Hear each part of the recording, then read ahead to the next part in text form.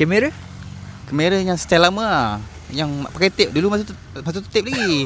Oh gila. Tak digital lagi macam sekarang ni. Zaman tape lagi. Zaman scope production pakai yang apa? Tape lagi. Yang rolling tape lah. Oi.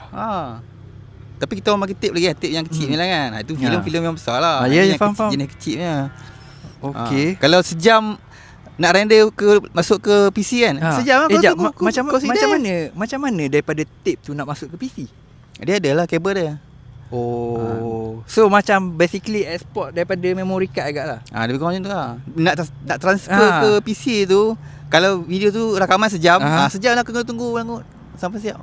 Kau tidur dulu ke. Muntah. Dia macam tu style. Okey. Oi, tak. Ni aku agak speechless lah. Bab ni aku dah speechless. Sampai aku pesan kat bos aku, sekarang dah digital bos, tukar yang memory card tu. Yelah. Aku dia pakai lagi tape ni. Tak, kira start pegang kamera tu bulan ke berapa?